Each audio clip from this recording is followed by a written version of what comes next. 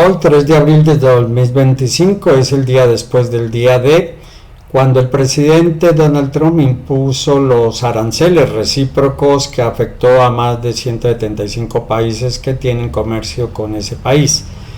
Los principales afectados indudablemente son las economías del sudeste asiático, particularmente Vietnam, Camboya, China y de paso también Corea del Sur, Japón y otros países de la zona. En un punto medio, pero no menos importante, está la Unión Europea con el 20%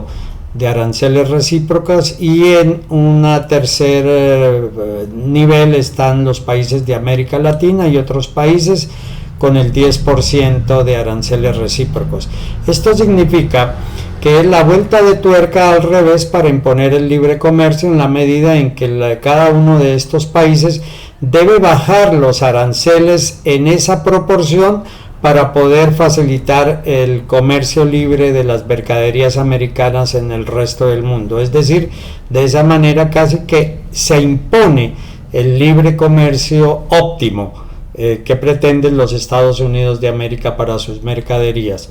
Este modelo no es nuevo, este modelo es casi calcado del primer gobierno de George Washington y su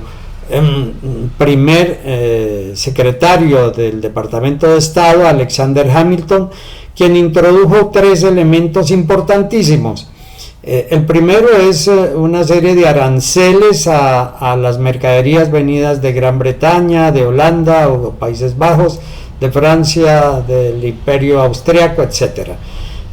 Con el propósito de proteger la industria naciente americana de la época, que es muy importante y es lo que quiere hacer el presidente Trump. Amparar la reindustrialización de los Estados Unidos de América, promoviendo la repatriación de capitales o que vuelvan a instalarse capitales por base en este momento de 6 billones de dólares,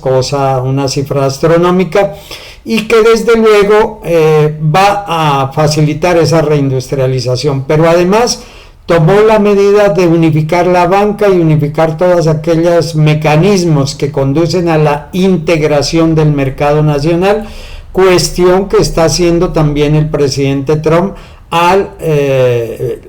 dirigir las inversiones hacia los diferentes estados para promover en el conjunto. Pero adicionalmente, el hecho de crear la primera banca central por Hamilton, lo que está diciendo hoy el presidente Trump es que requiere que la Reserva Federal, la Fed, regentada por Powell, pues esté a tono con las medidas tomadas por el presidente Trump en esa dirección de generar la reindustrialización de los Estados Unidos de América. Como balance provisional podemos decir que ha comenzado a dar resultado, porque en primer lugar bajaron las cotizaciones de los bonos de deuda pública de largo plazo, lo que significa que por esa vía baja la presión sobre el déficit fiscal, baja la presión sobre el déficit comercial, al mismo tiempo que al bajar la cotización del dólar se supone que baja el déficit comercial, baja el valor de la deuda, de los intereses, pero además estimula las exportaciones americanas hacia el resto de las economías del mundo. Esto significa entonces que las medidas de los aranceles recíprocos está tomando en serio la senda trazada por lo que denomino el poder monocéntrico imperial, que son las medidas que impone un poder monocéntrico. Es monocéntrico porque es capaz de imponerle las condiciones a las potencias más fuertes como China, Rusia y otros países menores. Esto significa entonces que las economías del mundo tendrán que ajustarse, porque al entrar en crisis los sistemas multilaterales como la Organización Mundial de Comercio, que fue la organización multilateral que introdujo un sistema de comercio basado en reglas, hoy todas esas reglas y normas de comercio recíproco, de cupos de comercio y de todas estas variables que en algún momento fueron positivas, saltaron en 1000 astillas. Como en 1000 astillas salta la Organización Mundial de la Salud, que es la que regenta el estímulo a la producción de medicamentos y drogas para la salud humana y animal, y que definitivamente después del COVID-19 ha entrado en crisis. Como entran en crisis la misma Organización de las Naciones Unidas al amenazar Trump separar a los Estados Unidos de esta organización. Esto significa que frente al sistema multilateral también entra en crisis el famoso consenso de Washington, es decir, los tratados de libre comercio. Y con los tratados de libre comercio que introdujo el consenso de Washington, entra en crisis también la famosa regla fiscal que en Colombia tanto culto se le rinde, porque ya la Unión Europea por tercera vez la ha violentado con la última medida de el endeudamiento de los 800.000 millones de euros, porque los Estados Unidos de América no la tienen en cuenta para nada, sino es a través de estos mecanismos que piensa equilibrar sus déficits fiscales y comerciales. Y en ese sentido entonces entra en crisis el modelo de globalización que se venía imponiendo desde prácticamente el fin de la Segunda Guerra Mundial. Bueno, por fortuna a las economías latinoamericanas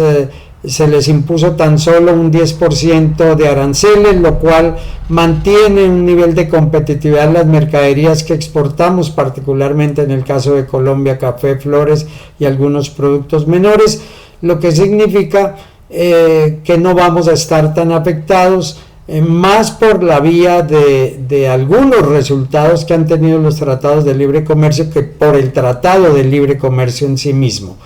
De igual manera, algunos de los programas que venía agenciando USAID, desde luego que van a desaparecer, como va a desaparecer la presión por los golpes blandos que tanto se impulsaron desde USAID, no solamente en América Latina, sino en el norte de África, en toda la zona de los Balcanes, en fin.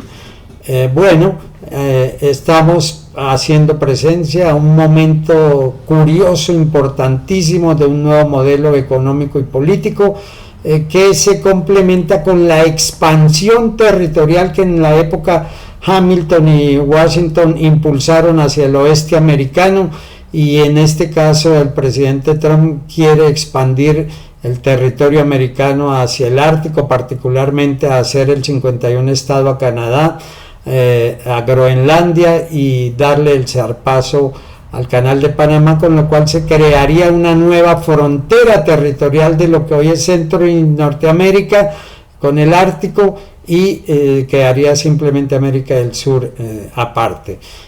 La crisis de las conferencias americanas es evidente. La OEA también tenderá a desaparecer, por fortuna, por todas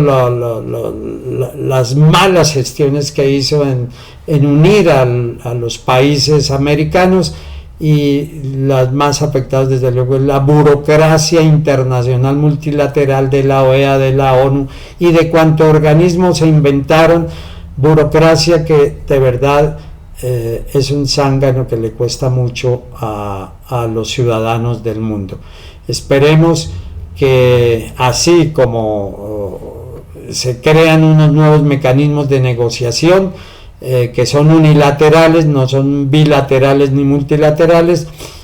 podamos avanzar en la paz mundial.